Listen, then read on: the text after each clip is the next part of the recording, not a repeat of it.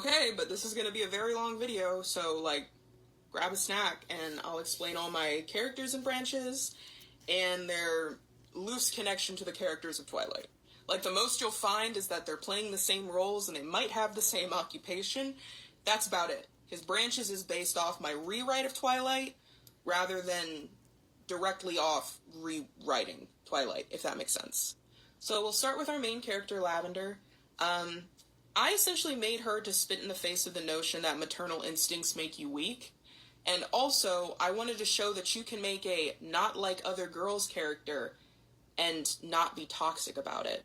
Lavender explicitly is not like the other girls around her, not because she hates femininity or rejects girlhood or is judgmental and shitty and is one of the boys, but because she had a vastly different upbringing to the other girls around her. Lavender's race, her family situation, and being disconnected from her culture made her very different from her peers. She had to grow up faster than the other girls around her. She had more developed maternal instinct than the other girls around her. And both of these things are good and bad. On one hand, it's really cool she's mature and can take charge and can be more empathetic and kind and nurturing. On the other hand, though, being that has essentially robbed her of her girlhood, of being able to be a child or a normal kid. It's a double-edged sword, and I wanted to use her to show that. Next we have Silas, whose counterpart in Twilight would be Edward.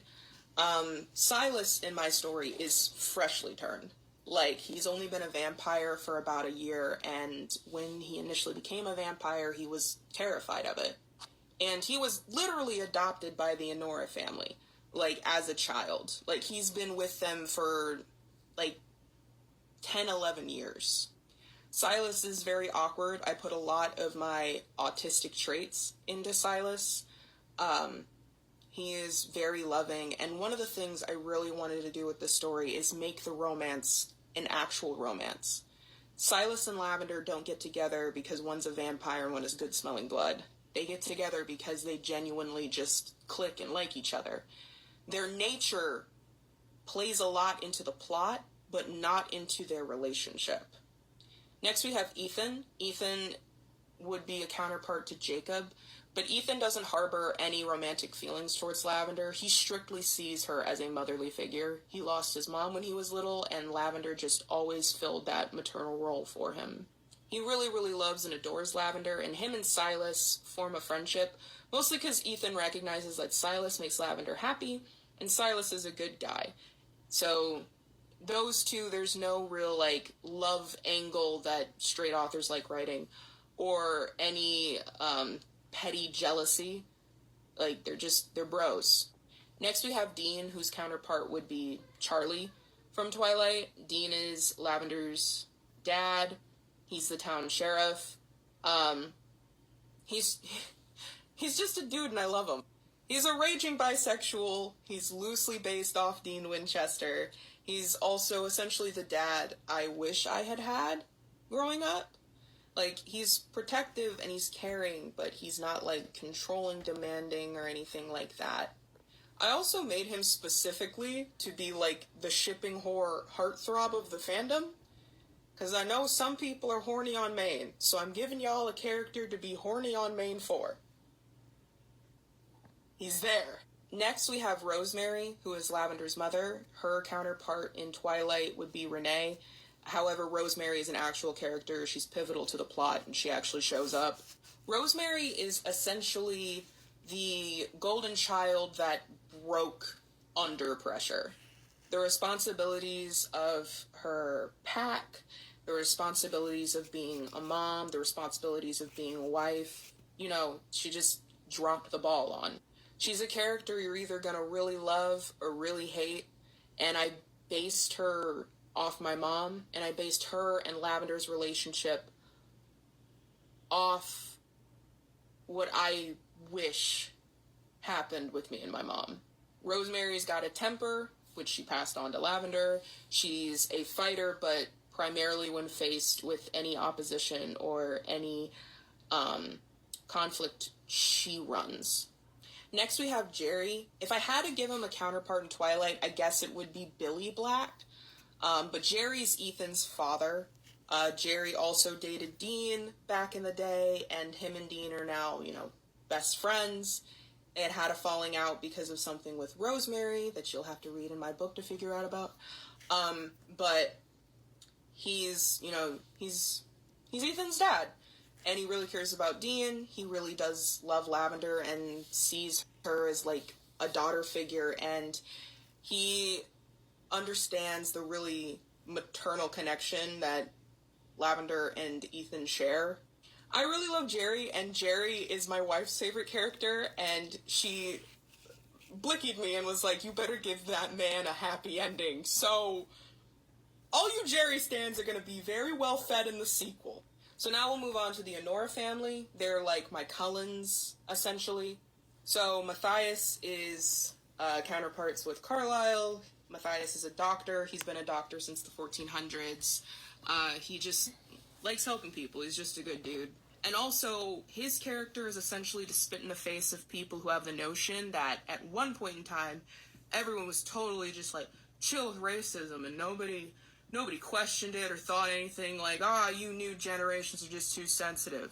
Because that mindset is a lie that's perpetuated by primarily white supremacists to try and downplay racism, and I'm tired of hearing it.